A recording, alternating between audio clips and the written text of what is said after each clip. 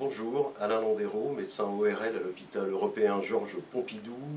Je vais vous dire deux mots concernant les acouphènes, qui sont en fait la perception par le patient d'un son, quel qu'il soit, que ce soit un sifflement, un bourdonnement ou d'autres sons comme les pulsations cardiaques ou des claquements.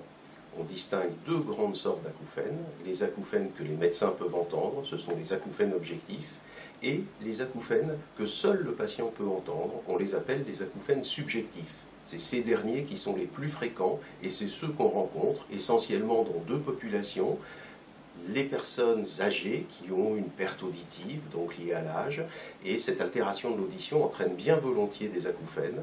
Et l'autre population la plus fréquemment touchée, ce sont les jeunes qui s'exposent de façon intempestive à des sons d'ambiance, que ce soit dans des concerts, dans des soirées, ou grâce à tous les diffuseurs de musique que l'on connaît actuellement, c'est-à-dire les iPhones, les iPads et autres systèmes de ce type. L'acouphène subjectif peut être particulièrement invalidant. Il peut entraîner de grands troubles de la concentration, des problèmes de sommeil, des sensations de malaise auditif, de gêne persistante, qui peuvent être parfois extrêmement invalidants chez certains patients. D'autres, au contraire, tolèrent bien mieux les acouphènes, et pour ces patients-là, c'est une simple perception qui n'entrave pas les activités de la vie quotidienne.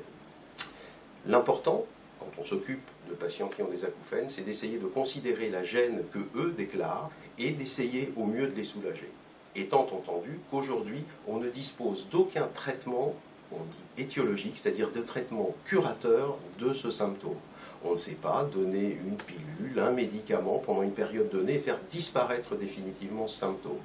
Cependant, on peut aider bon nombre de patients avec des techniques qui sont variées, que ce soit l'enrichissement sonore, c'est-à-dire le fait de masquer l'acouphène par des sons d'ambiance, la compensation du déficit auditif quand il existe, c'est-à-dire par exemple le fait de faire porter au patient un appareil auditif de façon à l'aider à mieux entendre.